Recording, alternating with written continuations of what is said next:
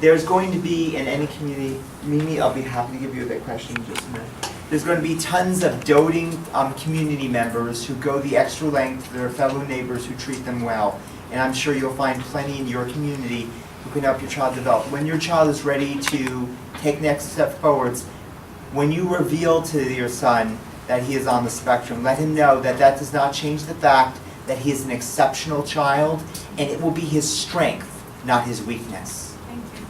Mimi? Just to add one more thing, you kind of described your child as being severely autistic, and I wouldn't necessarily presume that because the way he is right now, it may not be able to do some things now, but over time, over time things change. Like Mimi also, for the longest time, even when she was about 4, 5, 6 years old or more, she would not say what she wanted to eat. She would just simply go to the pantry door and stand there, and just look at the door, and then I'd open the door and say, okay, what would you like? And she would not say what she wanted. So we would point to things and say, at the moment you pointed to what she wanted, she would say yes, and then we'd give it to her. So, she didn't talk for the longest time.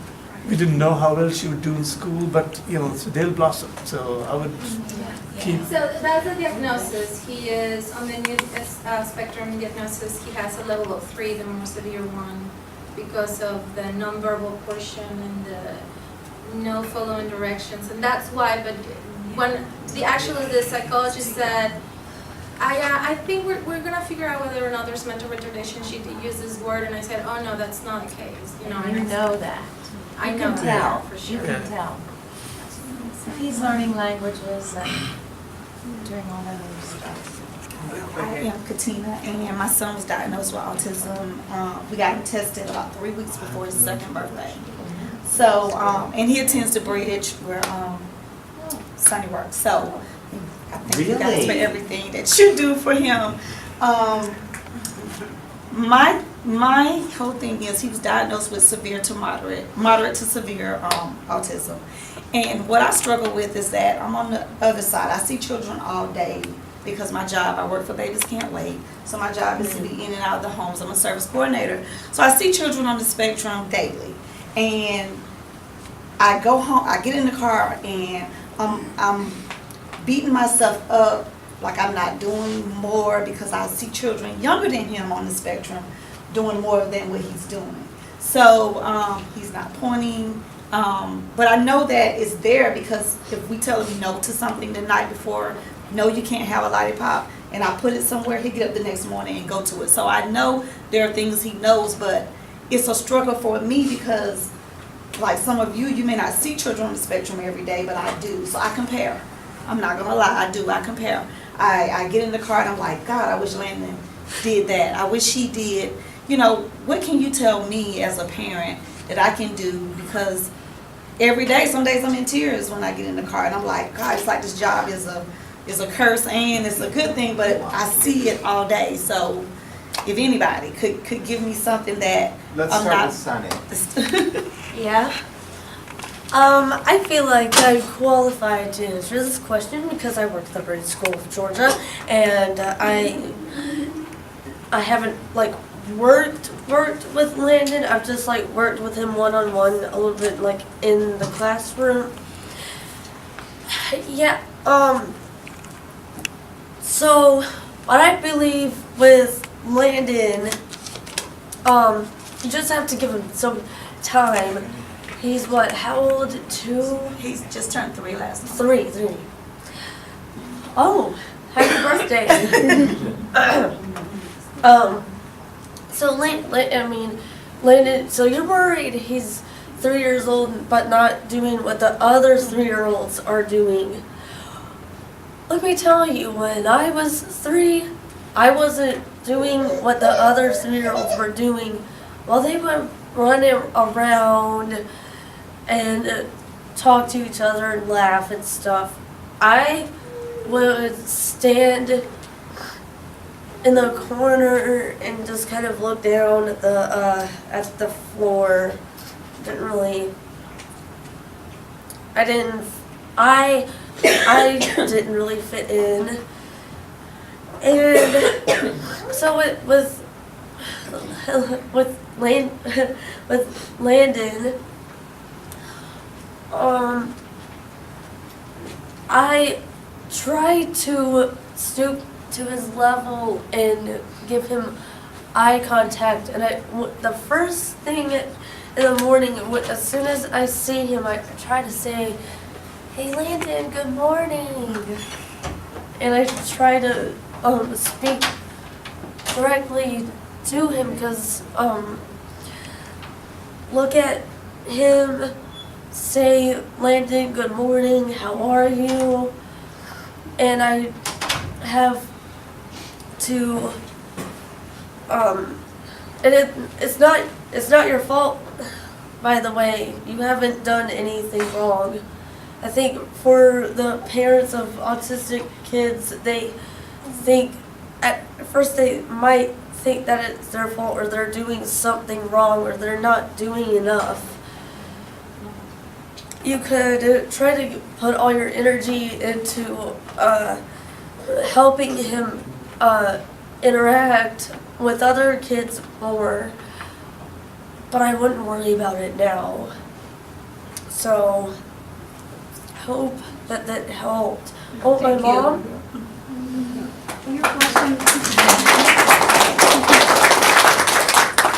Your question is, how do you stop yourself from comparing your child to other autistic kids?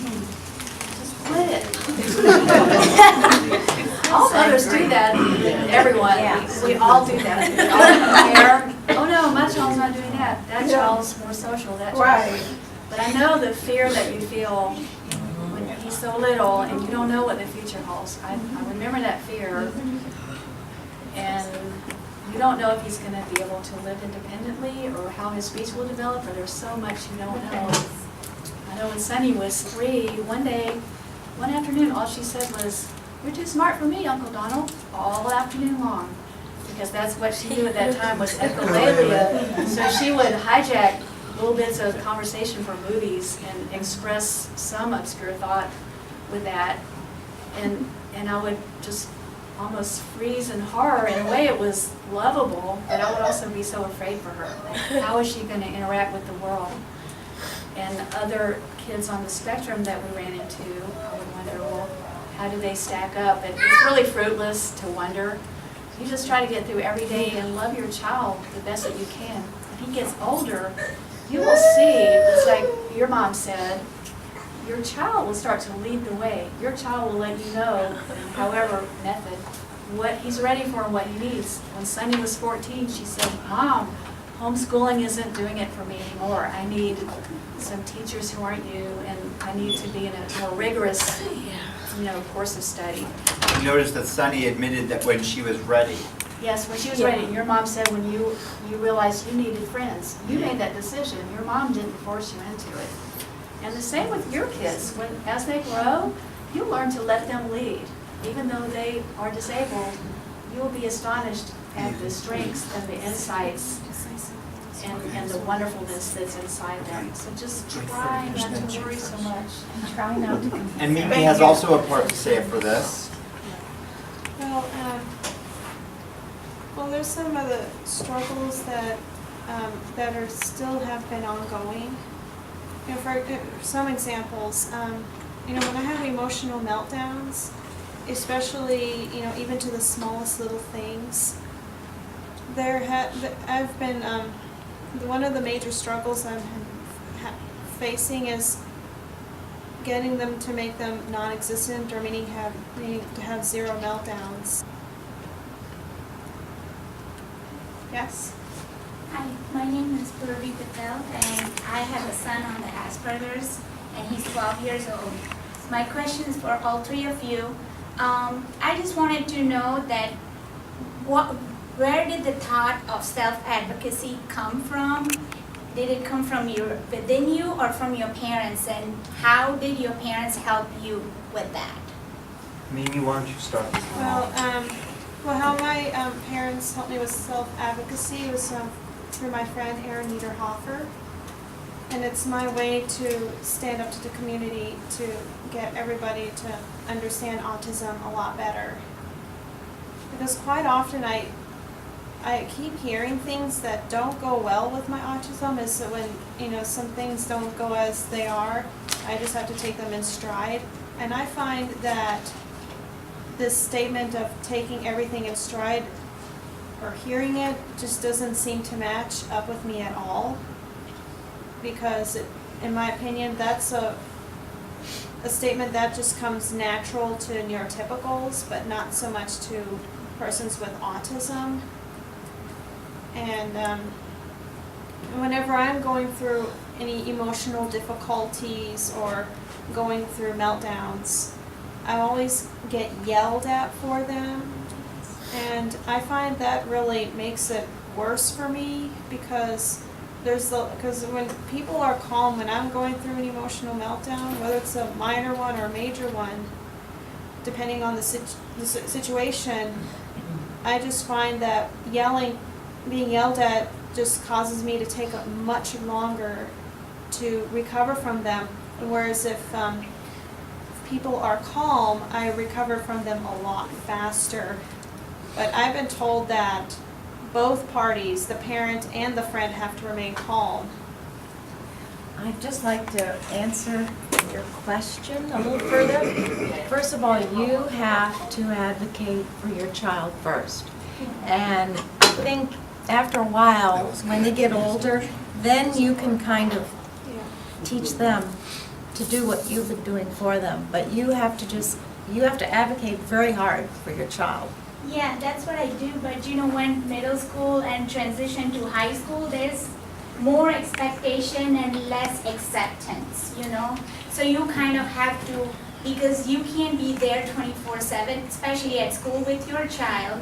So you want them to self-advocate for themselves in a lot more situations where, you know, and with kids like this, you know, we know that, okay, they have certain behaviors, but if it's addressed right then it can be modified and changed.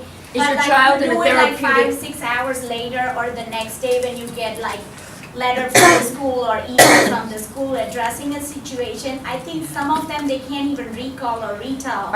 Is your child in a special needs program? He is in the special needs program, but And is he there- also goes to like regular ed classrooms. Mainstream. So does he have a 504 or an IEP? IEP.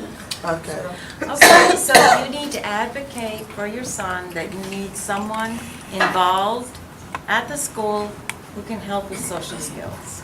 He does in the social skills, and he is in the mainstream with an adult support.